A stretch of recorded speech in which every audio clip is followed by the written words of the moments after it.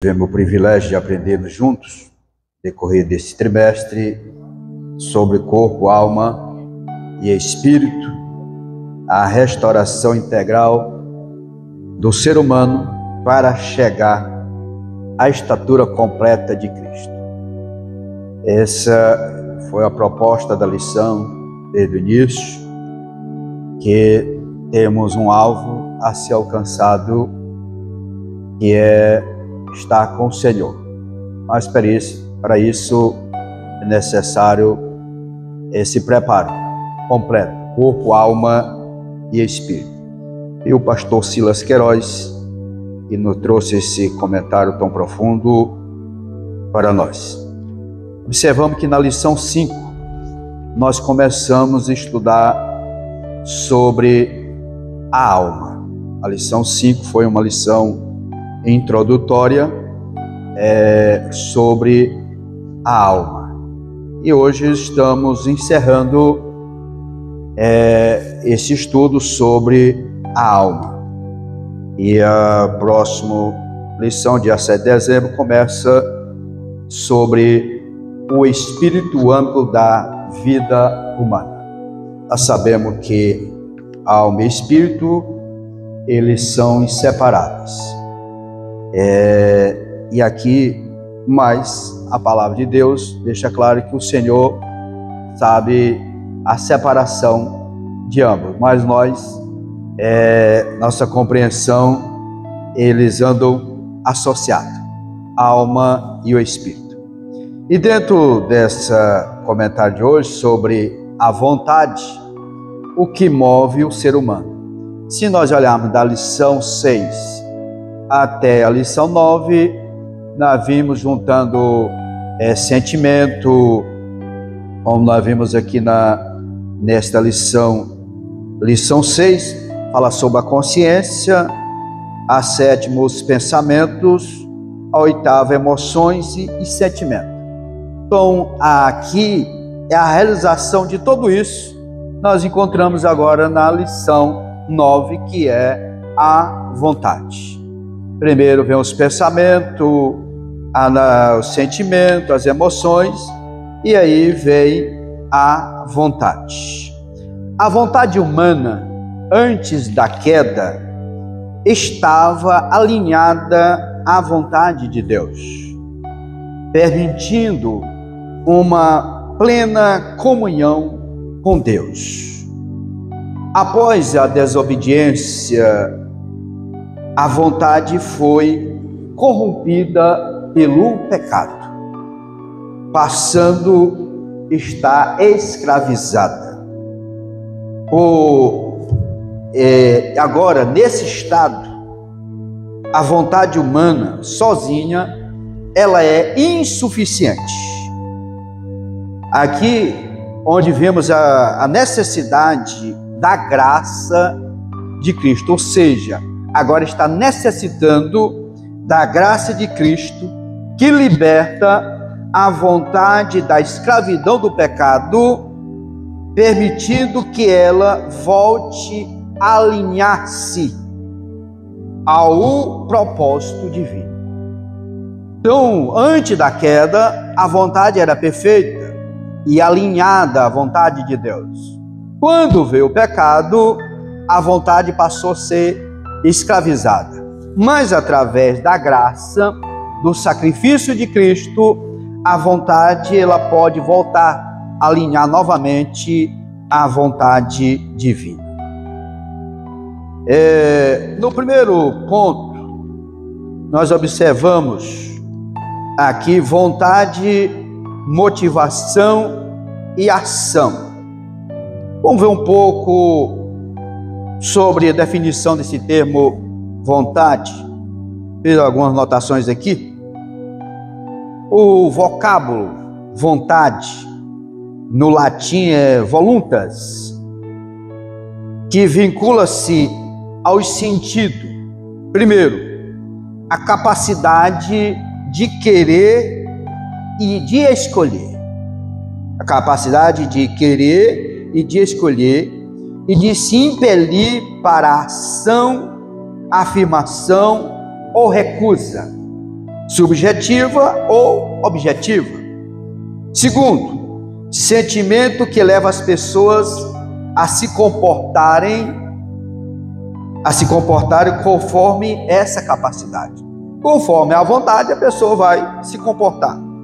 Terceiro, necessidade física ou emotiva. Terceiro, o arbítrio ou deliberação. Quinto, capricho, impulso, propensão, tendência. Sexto, deliberação, determinação. A vontade, ela é isso: empenho, interesse, desvelo, zelo e dedicação. Então, nós vemos que a vontade, ela pode ser tudo isso. Agora, na teologia bíblica, a vontade é definida como faculdade da vontade residente na natureza, por natureza, em todos os seres espirituais. O poder apetitivo de um ser espiritual. Ainda vontade, há uma diferença, uma distinção entre vontade e intelecto. A vontade é distinta do intelecto, pois o intelecto é aquele que conhece os objetos. E a vontade? A vontade é aquela que tem um apetite ou desejo por eles. Então o intelecto, ele observa, ele vê. E a vontade, ela vem o desejo por eles. A vontade e o intelecto são dois dos mais sublimes poderes espirituais. Antes do pecado, como eu falei, a vontade humana era perfeita e alinhada à vontade de Deus. Com isso, desfrutando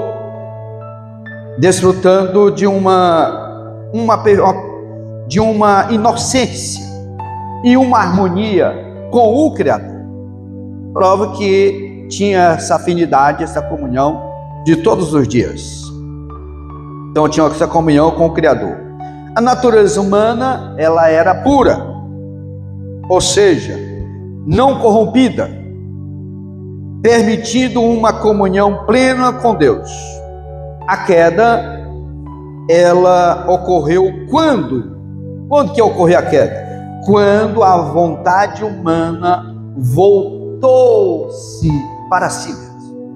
Ela voltou para si, buscando o quê? A autonomia, o que gerou uma separação e um novo estado de imperfeição. Então a vontade, a queda aconteceu quando essa vontade, ela foi colocada em prática.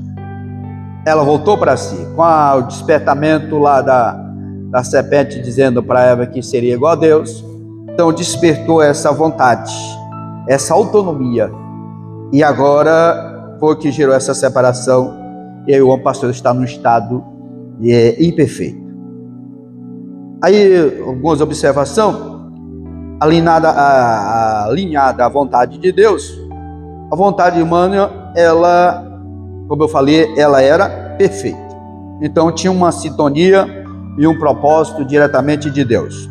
Porque quando Deus, tudo que ele fazia, ele avaliava. E aqui diz assim: e viu Deus tudo quanto tinha feito, e eis que era muito bom, e foi tarde da manhã do dia sexto.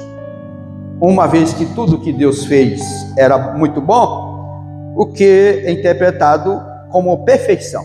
Tudo que Deus avaliava, ele estava dizendo que era perfeito. E essa perfeição, ela estendeu-se à criação e ao universo, todo o planeta e da vida. E aqui vimos que, terminando na combinação, combinando na criação do ser humano, a sua imagem e semelhança. Então, isso aconteceu devido o plano de Deus ser perfeito, fez tudo perfeito.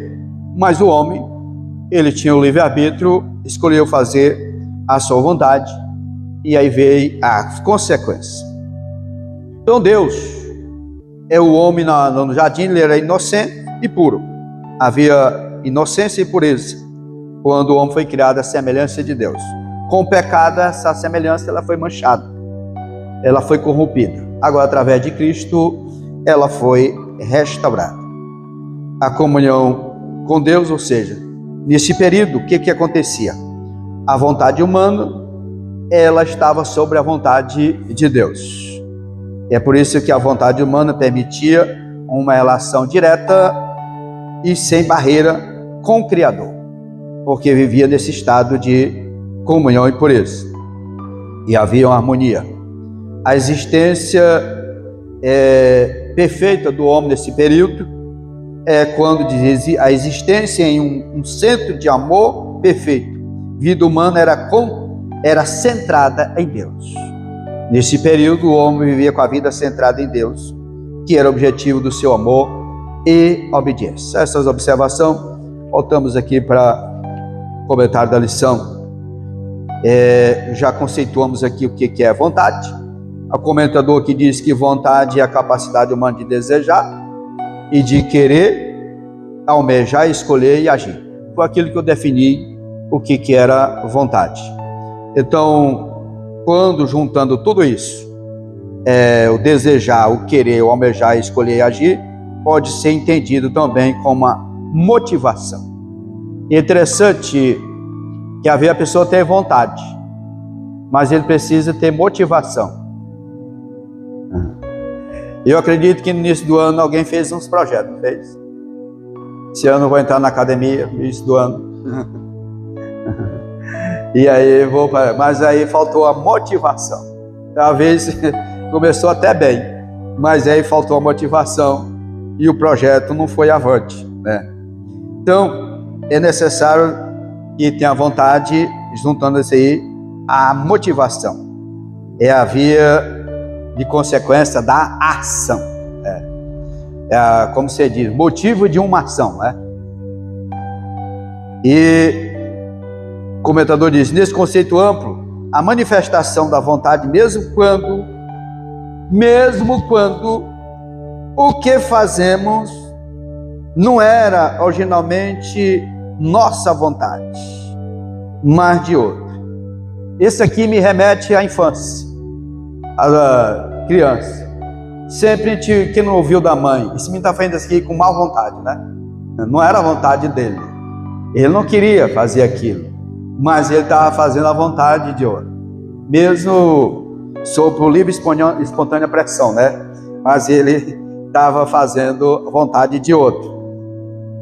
E se ela aderimos voluntariamente, aí entra o salmista nos dando uma lição maravilhosa no Salmo 143 e o versículo 10 diz assim: ensina-me a fazer a tua vontade, pois és o meu Deus, guia-me o teu bom espírito por terra planas.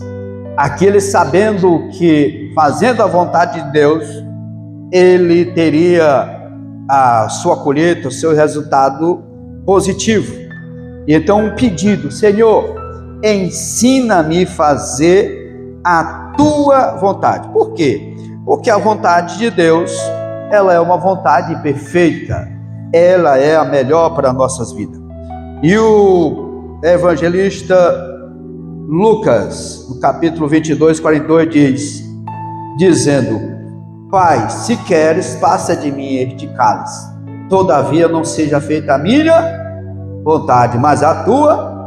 Então, Jesus deu um exemplo aqui, que ali diante da agonia, da aflição, do peso que estava sobre ele, dos nossos pecados, ele orando ali no Getsêmani, ele pediu, fez essa oração, mas todavia, ele disse: olha, que não seja a minha vontade, seja a vontade do Pai.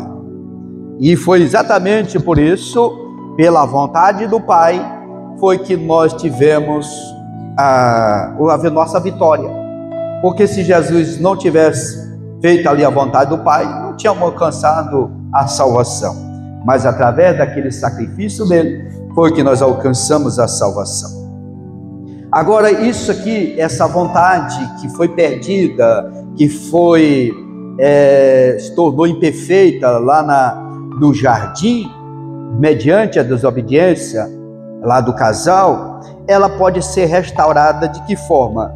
Através da nossa conversão. Quando nós aceitamos a Jesus, nós fomos regenerados. Então, ou seja, fomos gerados de novo. E nessa regeneração, nós passamos agora não mais ter a nossa vontade, mas a vontade do Pai. Vemos aqui que há essa mudança da vontade humana quando nós aceitamos o Senhor Jesus. De que forma? Pelo meio do arrependimento. Quando há o arrependimento, alcançamos ou fomos alcançados por esse favor, pela graça, que é o presente maior que nós recebemos da parte de Deus, a salvação. Todo verdadeiro cristão é alguém que, impulsionado pela graça de Deus, ou seja, esse favor merecido, renunciou. O que foi renunciado? A nossa própria vontade. Renunciamos nossa vontade. E mediante essa renúncia da nossa vontade, para fazer o quê? A vontade de Cristo. Por que tivemos essa vontade? Porque fomos convencidos. Fomos convencidos pelo Espírito Santo para renunciar à nossa vontade e passar a fazer a vontade de Cristo. Essa aqui é a renúncia. Foi um dos textos mais lindos, mediante a renúncia, foi o que Mateus escreveu aqui no capítulo 16 e versículo 24. Onde disse: então disse Jesus aos seus discípulos, aqui a condição, se alguém quiser, não é obrigado, não é 1,38 engatilhado, não, se ele quiser vir após mim, aí é necessário que tenha o quê? Renúncia. Renuncie-se a si mesmo, tome sobre si a sua cruz e siga-me. Então, é necessário que haja renúncia. Mas aqui ele deixou o livre-arbítrio ele funcionando. Não fomos uma máquina programada, controlada, não. Deus nos fez com livre-arbítrio. Isso começou lá no Jardim do Éden, esse livre-arbítrio. E na dispensação da graça, ele continua em evidência. Mas aí há muitos conselhos bíblicos para nós. Um deles está em Hebreus capítulo 2, versículo 3. Quando diz: como escaparemos nós, se não atentarmos para uma tão grande salvação? Olha o conselho aqui: ou tu renuncia, ou como tu vais escapar? Então, para tu escapar, é necessário que haja renúncia, que venha valorizar a salvação. Ele diz: como escaparemos nós se não atentarmos para uma tão grande salvação, a qual, começando a ser anunciada pelo Senhor, foi-nos depois confirmada pelos que a ouviram. O conselho, eu acho lindo esse texto. E o que associa Hebreus 2 e 3? Associa João 3,16. Porque tudo que o Senhor fez ali se tornou grande.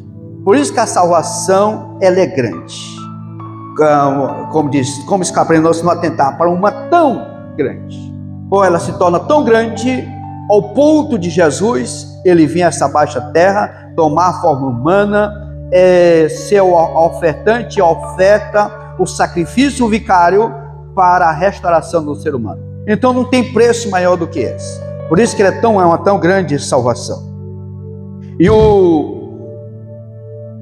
evangelista João, escrevendo Apocalipse, ele encerra Apocalipse com essa tríplice convite quando diz: o Espírito e a esposa diz: vem, e o que ouve diga: vem, e quem tem sede venha, e quem quiser tome de graça da água da vida.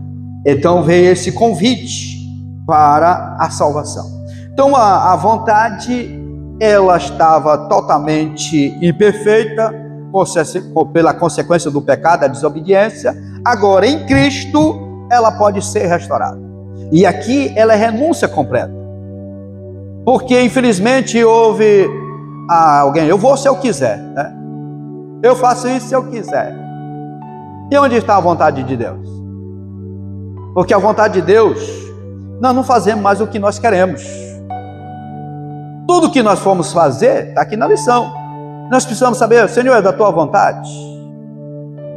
É claro que o Senhor não vai procurar, se vai procurar, se é da vontade do Senhor nós congregarmos, né? É claro que a Bíblia já nos estimula a nós congregarmos, e até porque nós precisamos de congregar para o fortalecimento da nossa vida espiritual. Nós precisamos cuidar dela. Então a vontade do Senhor, ela precisa ser primazia sobre a nós. Aqui vem agora do pensamento à ação. É esse processo que vem. Um pensamento pode ser apenas um pensamento. Você pensou?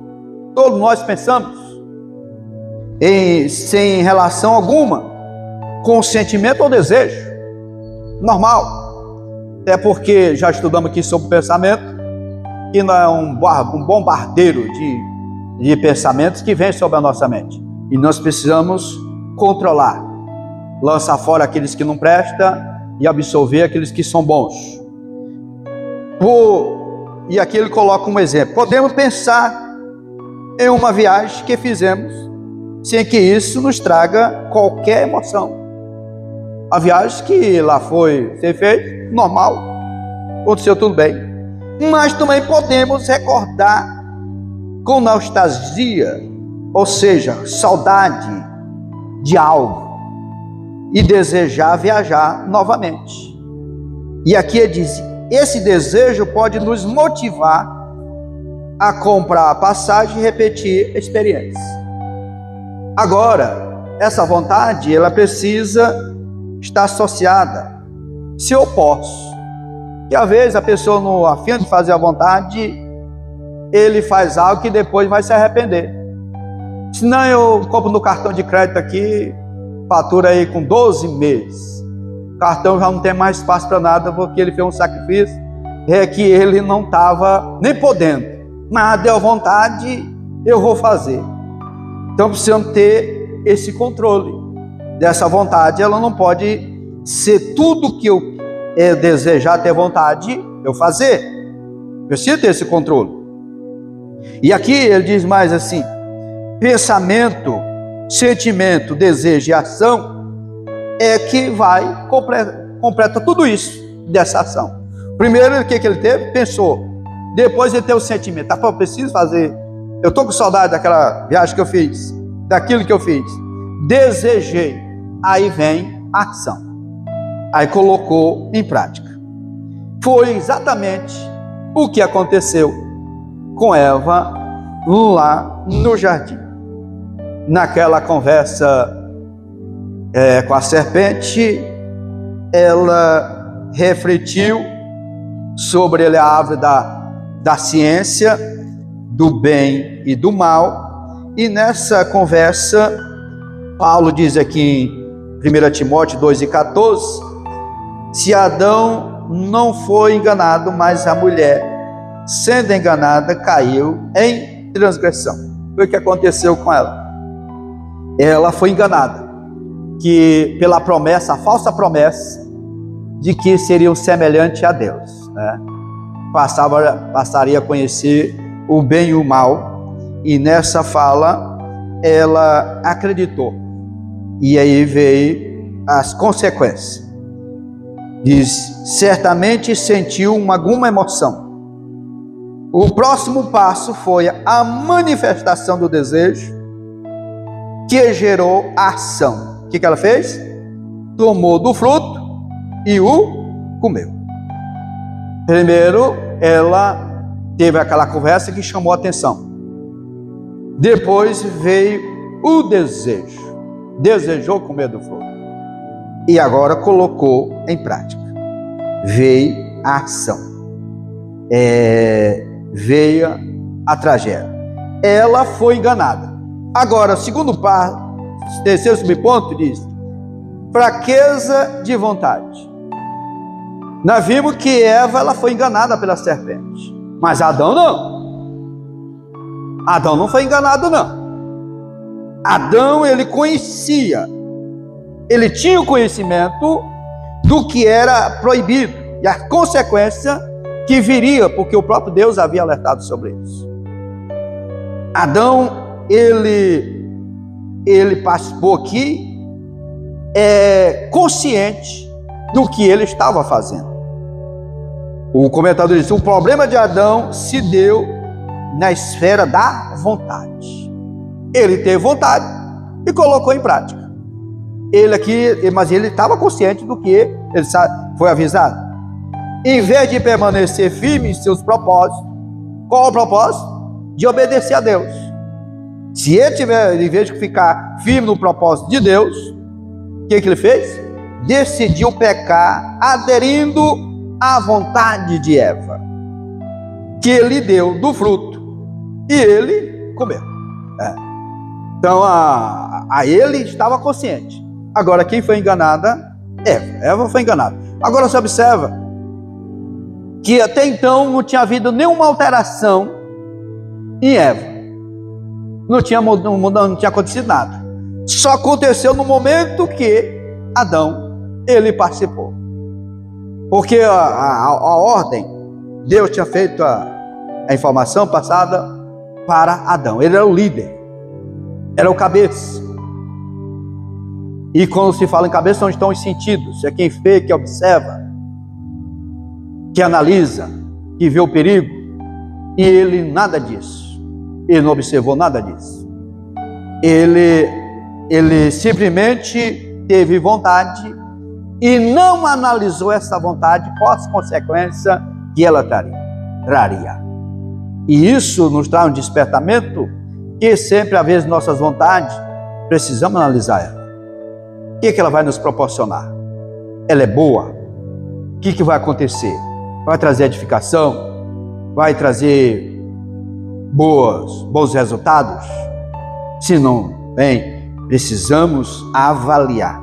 Coisa que Adão, ele não fez essa avaliação. Aí o que aconteceu? Quantas decisões erradas tomamos plenamente consciente das suas consequências? Que acontece isso, quando tomamos decisão, se analisar, vem as consequências. E quando vem as consequências, se fosse só a pessoa que pagasse, era bom, né? Mas aí toda a família paga, sofre junto, por uma consequência errada, uma decisão errada. Uma decisão que foi não sentar, a família não sentou para analisar. O marido e a esposa não sentou, bebê, vamos analisar isso aqui. Não. Aí eles, não, quem manda aqui sou eu e quem toma a decisão sou eu. Toma a decisão errada. Aí se ele fosse sofrer, era bom demais. Mas não, vai sofrer a esposa, vai sofrer os filhos por essa decisão errada. Vêm as consequências. Ela não deixa de acontecer. E aqui veio da violação de uma restrição alimentar a conduta mais grave. Muitas vezes o desejo fala mais alto do que a razão. É onde está o perigo. É quando os desejos falam mais alto do que a razão. Eu quero isso. A razão vai dizer, tu está podendo? Não dá para esperar um pouquinho mais? Não, mas eu desejei, eu quero, que eu vi isso lá na casa de fulano. E eu quero do mesmo. E aí não olha para as consequências. Eu quero realizar isso aqui. Não olha se está podendo. E então o desejo não pode falar mais alto que a razão. A busca do prazer pelo prazer é uma característica da cultura hedonista, do poder, da realização, de tudo. Aí vem como diz, vícios e compulsões. Compulsão é um perigo, amado. A compulsão ela traz prejuízo. A compulsão, ela nos leva a fazer algo que depois torna às vezes irreparáveis. Tem pessoas que se endividam porque ele não pode ver nada, que ele quer comprar tudo. Não, eu vi isso aqui no Mercado Livre. Ah, lá, o cartão já está até gravado lá, né? Já está tudo pronto lá. Compra esse aqui. Aí vai aumentando. Só que diz, não, mas que eu tenho 3 meses para começar a pagar. 3 meses passa rapidinho. E aí quando ele está embaraçado. Antigamente era cheque, não era? Pessoas espalhavam. Agora o cheque ninguém usa mais. Poucas pessoas que usam. Hoje é o cartão. E aí eu não quero nem saber não. E aí quando o rapaz não deu para pagar a fatura esse mês, que às vezes tem circunstância que vem sem ser convidada, que às vezes a pessoa naquele mês ele vê aquela situação que ele não estava esperando, e às vezes o cartão pula para o outro mês. Só que juro de cartão é o juro mais alto que tem. Se você, tudo que ele quer, as operadoras de cartões, é que você não pague a fatura no dia. É que deixa ela para o outro mês. Porque é onde eles ganham dinheiro em cima desse aí. O juro é altíssimo. Aí a pessoa naquela compulsão de comprar o que não precisa para impressionar alguém, né? Exatamente isso. Aí eles terminam se embaraçando. A compulsão também é perigosa na questão da alimentação. Ela causa até pecado, né? Só que eu nunca vi ninguém excluído o glutonaria, né? É só ele e Deus sabe, né? Ninguém conhece, ninguém vai sondar, medir o nível, como é que tá. Então essa pessoa e Deus sabe disso. Então a compulsão, ela é perigosa. Ela se arrasta a multidões, mesmo que elas conheçam os seus destrutivos efeitos. Então a compulsão diz, traz efeitos destrutivos, prejudica. Precisam ter cuidado com a compulsão. Aí ele dizia, assim só Jesus pode libertar o ser humano de prisões espirituais. Conhecerei, assim, se o Filho pode libertar, verdadeiramente sereis livres. O Senhor pode nos libertar de tudo. Paulo, escrevendo aos Romanos, falando sobre o poder do Evangelho, né? O Evangelho, ele é transformador. Ele tem esse poder nas nossas vidas de transformar. Diz que não se envergonhar do Evangelho, né? Porque era o poder de Deus. Era o poder de Cristo, pois é o poder de Deus para a salvação de todo que crê. Aí ele vai ter tanto judeu como também crê. Então o poder libertador do Evangelho pode nos libertar de fazermos a nossa própria vontade e de não deixarmos ser levados para os desejos. Amém, meus amados? E aí, tudo bem? Primeiro ponto? Alguma pergunta? Podemos continuar? Segundo ponto. Desejos da escravidão à redenção. Essa aqui retrata a experiência do povo de Israel no deserto. Escravo dos desejos. E a pior escravidão. Escravo dos desejos. O povo de Israel, todos nós sabemos a história, foi tirado ali pelo Senhor lá do Egito. Estavam lá escravizados e o Senhor tirou eles daquela escravidão com a promessa de levar para uma terra que manava leite e mel, ou seja, pela prosperidade daquele lugar. E dentro dessa promessa de Deus, o povo de Israel se tornou escravo dos seus desejos durante a peregrinação pelo deserto. O salmista, no Salmo 106, 14 e 15, diz aqui: deixaram-se levar da cobiça no deserto e tentaram a Deus na solidão. E ele satisfez-lhe o desejo, mas fez definhar a alma. O que aconteceu?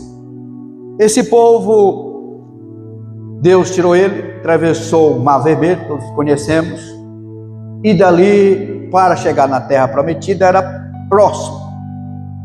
Questão de poucos dias eles estariam ali naquele local. Mas tinha que passar pelas terras dos filisteus, e aqui o povo de Israel não era um povo preparado para a guerra. E o Senhor viu aquele povo, e aí foi quando mandou espiar a terra.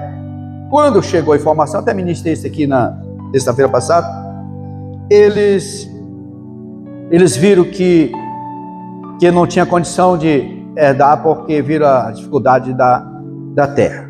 Mas nesse trajetória, e aí agora o Senhor determina que seria 40 anos, eles andando no deserto. Em vez de 40 dias, passou para 40 anos. E Deus cuidando desse povo. Você imaginou o que é cuidar de uma nação toda do deserto? O povo comendo maná. Diz que era rica nos nutrientes necessários para aquele povo. Mas eles começaram agora a murmurar daquela comida. E ele estava agora lembrando do Egito. E o que ele estava lembrando lá do Egito? Das iguarias, do lado do Egito. Ele estava lembrando da alimentação que tinha lá. Diz, apesar da grande maravilha, operação operada por Deus, os milagres. Aquele povo, meus amados, eles contemplaram milagres ao vivo. Você imaginou o que é num lugar deserto e o Senhor do dia está lá, coberto a terra lá do maná, para ele escolher para alimentar? Imagina o poder de Deus. Mas isso assim não chamou atenção. Não, já estavam agora aborrecidos por causa daquela alimentação.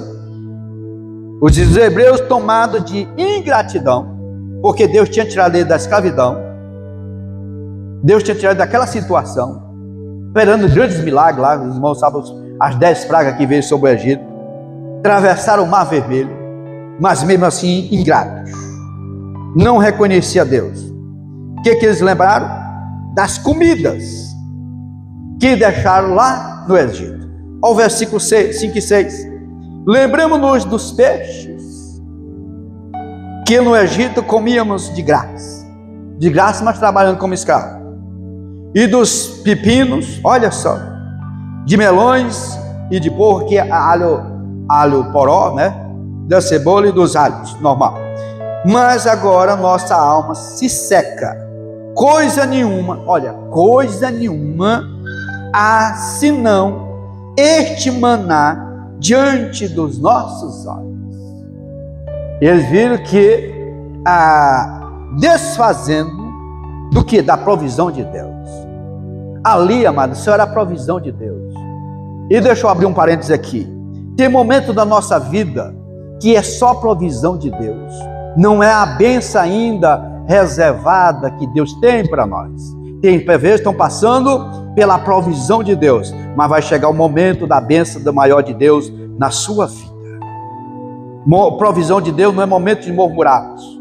Provisão de Deus é o momento de estarmos tranquilos diante do Senhor. Olha o que Paulo nos ensina, escrevendo aos Filipenses, quando olhamos para o capítulo 4, do versículo 10 ao 13, ele relata ali dos cuidados. Olha, eu aprendi a contentar. Contentamento não é conformismo. Contentamento não é conformismo. Contentamento é você contentar com aquela situação que você está passando. Ela é passageira. Ela não é para sempre. Contentar com o Senhor. O conformismo não. Se eu nasci foi para sofrer mesmo.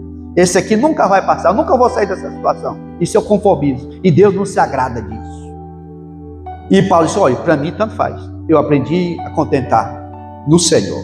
Por que contentamento no Senhor? Eu posso ter fartura, eu posso ter necessidade, posso passar tudo isso. Mas ele disse, eu tudo posso naquele que me fortalece. Isso é contentamento no Senhor. Então esse povo, eles eram ingratos. Em vez de agradecer a Deus, não. Estava desejando aquilo que era do Egito. Pensava e sentia e desejava que lhe era servido na casa da escravidão, de onde havia sido liberto com mão forte, como nós conhecemos toda a história. O culto aos desejos lhe trouxe terríveis consequências: perecimento e morte. Foi quando veio a sentença do Senhor, de que todos aqueles murmuradores não iam adentrar na terra prometida, assim como não entraram. Mas o Senhor providenciou. Eles estavam com tanto desejo que comeram que estava ali onde aconteceu a glutonaria mesmo. De fato, foi naquele dia. Mas eles perderam a entrada na terra. Só aquela nova geração que tiver esse privilégio.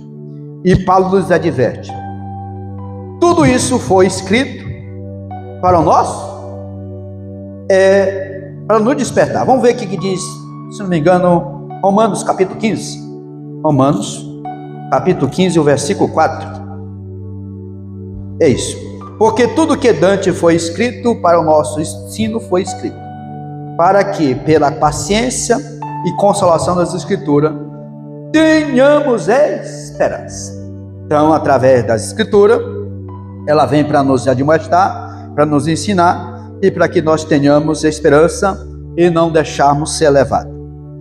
E aqui, Paulo também escrevendo os 1 Coríntios, ele nos traz uma admoestação, que depois você pode ler do capítulo 10, versículo 13, mas vamos ler só o 12, e o 13 diz assim, o 11, ora, tudo isto lhe sobreveio como figura, e estão escritas para o aviso nosso, para quem já são chegados os fins dos séculos.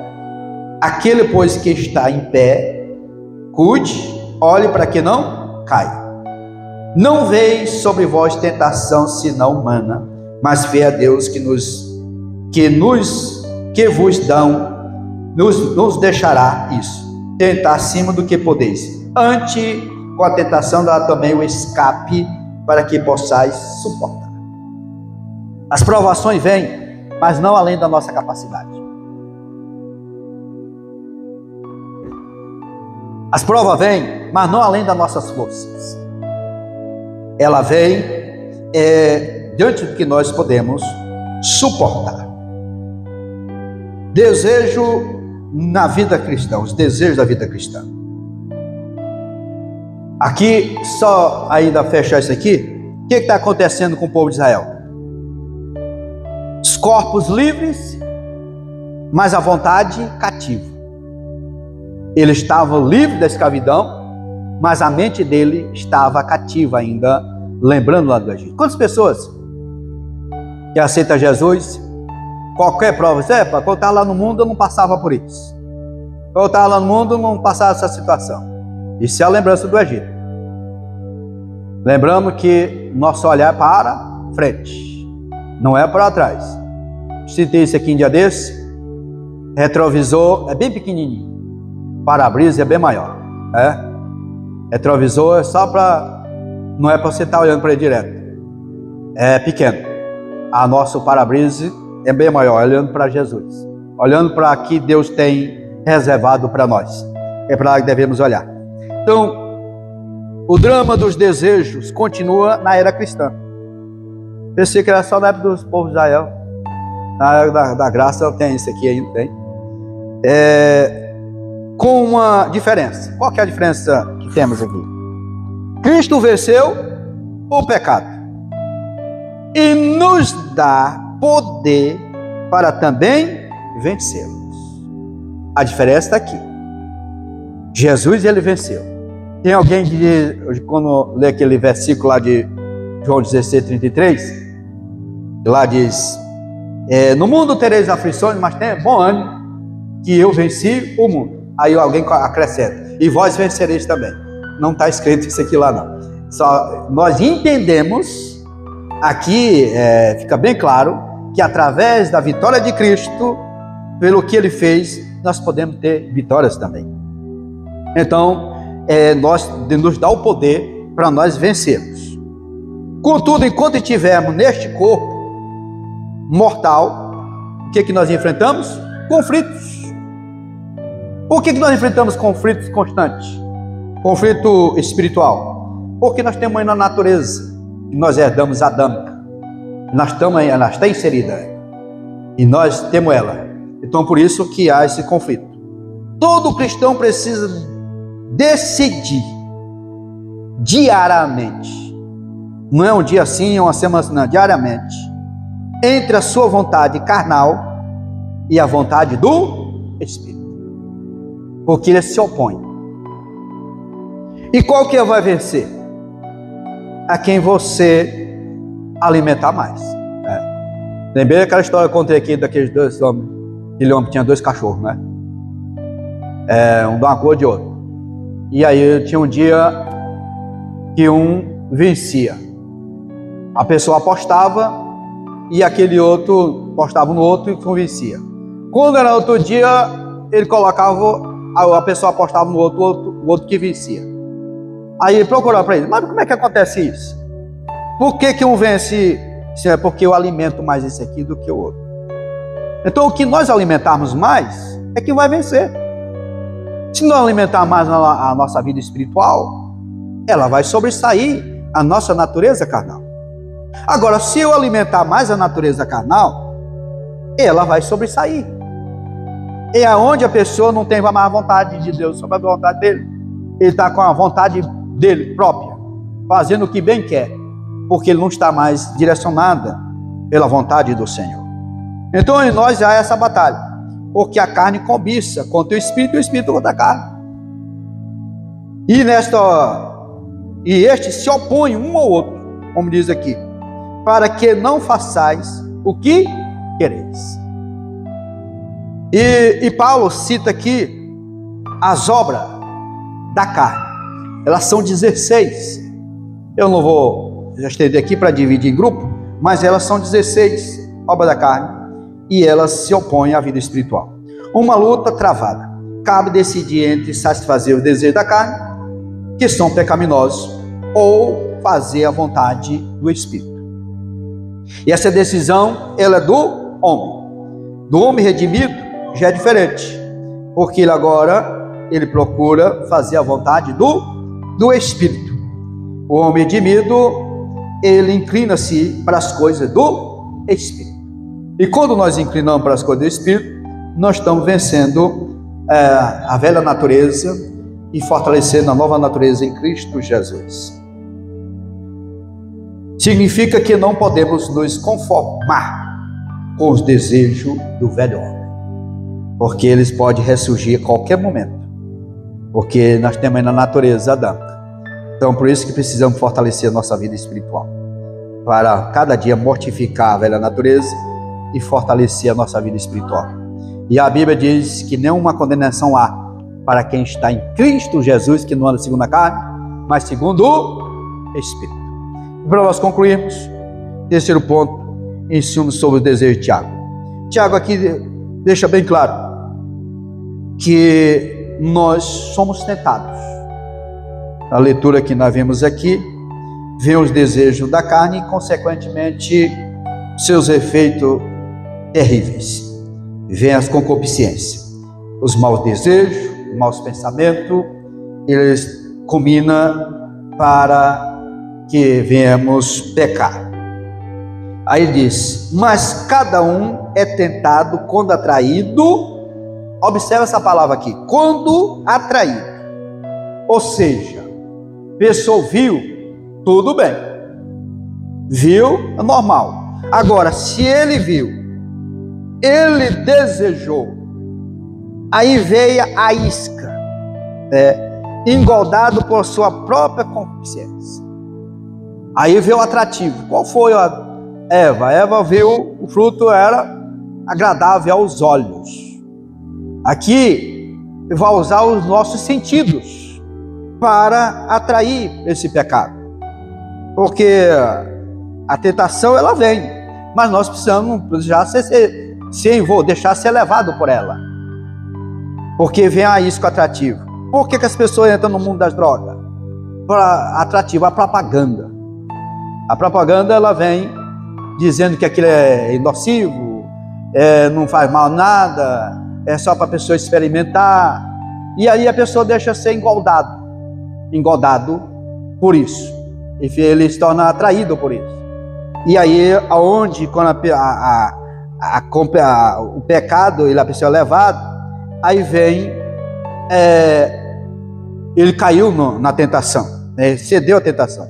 Aí o comentário diz: a faculdade da vontade é retratada nesse texto como um elemento de comunicação interna que tem a capacidade de atrair e enganar. Aí vem dos maus desejos e afeta a própria razão, levando a acreditar que o pecado não produz consequências ruins. Tanto que a pessoa é enganada, né? Não, como que tu será igual a Deus? Aparentemente sim, nocivo, né? E sem nenhum prejuízo, mas vê as consequências.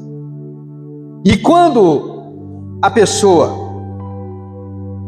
ele percebe que ele, nesse processo da atração até o pecado, é onde a pessoa precisa lançar fora os maus pensamentos e evitar a prática do pecado. Aqui condenamos o amor de seres humanos, mas os maus pensamentos, eles precisam ser abortados, para que não venha deixar a vontade realizar e a pessoa está agora no pecado. É como se a tentação levasse a pessoa até a beira do abismo e quando chegasse lá, empurrasse ele. Aí é onde o inimigo triunfa, porque ele alcançou os seus propósitos, os seus desejos, eles foram realizados. Então o Tiago, ele traz essa advertência para nós termos cuidado com a tentação e não deixar ser levado. E quando nós olhamos aqui para Tiago 4, do 13 ao 17, que é a conclusão, o que ele nos ensina aqui? Ele nos ensina que a pessoa faz projeto, não tem nada errado não. Faz o projeto. Agora, precisa colocar na vontade do Senhor. Porque na leitura que nós vimos aqui, só olha, nós vamos em tal lugar e fazemos isso, fazemos aquilo. Não sabendo que o dia da manhã não pertence a nós. Ele está nos chamando a atenção para nós colocarmos a vontade de Deus sobre os nossos projetos, sobre o nosso sonho, aquilo que nós queremos, coloca diante do Senhor nosso Deus. Olha a oração modelo: Pai nosso que está no céu, seja feito o quê? A tua vontade. Como está lá no céu, seja feito na terra. Ou seja, o comando, a direção vem de lá. A vontade é a de Deus sobre a nossa vontade. A vontade de Deus, ela é a primazia para que nós tenhamos êxito em tudo que nós fazemos. Depois de havendo o pecado ser concebido, dá luz ao pecado e sendo consumado, gera a morte. Por isso que os pensamentos eles precisam ser expurgados, ser abortados, para que não venha gerar morte. E aqui o comentário diz que o Senhor nos livre de toda tentação. Que às vezes tem pessoa que não suporta a tentação, ele não está preparado para aquilo. Então é melhor pedir ao Senhor para livrar ele da tentação. E depois, se tiver corre como José. Não esqueça que não esqueçamos contudo, de fazer a nossa parte. Qual que é fazer a nossa parte? O que diz aí? Viver em constante vigilância e oração. Isso aqui, para nós vencer a tentação, é isso aqui: constante vigilância e oração. Se nós não vencemos a tentação, que ela pode vir, para um vem de um jeito, para o outro vem outro, e o Senhor vai tentar naquilo que a pessoa, que ele se acha forte e é onde ele é fraco. E Deus sabe a fraqueza de cada um, então ele vai tentar naquilo. Tem pessoas que o inimigo vai tentar ele no dinheiro, outro sexo oposto. Então a pessoa, é melhor ele ter a vigilância, fugir da aparência do mal e oração, senão ele não vence. José nos dá uma lição muito grande, muito boa, de fugir. Jó diz: olha, um homem que foge da aparência do mal, homem reto, íntegro, reto, temente a Deus e desvia do mal, ou seja, foge da aparência do mal. Então essa lição, a vontade nossa, amados, ela tenhamos. Todos nós somos dotados, foi Deus que deu a vontade ao ser humano. mas nós precisamos ter o cuidado de que a vontade de Deus esteja sobre a nossa vontade. Porque todas as vezes que nós colocarmos a vontade de Deus sobre a nós vamos errar menos. Nós vamos tomar decisões menos erradas, precipitadas, quando a vontade de Deus está sobre a nós. Amém, meus irmãos? Que Deus e Cristo nos abençoe. Continue falando conosco.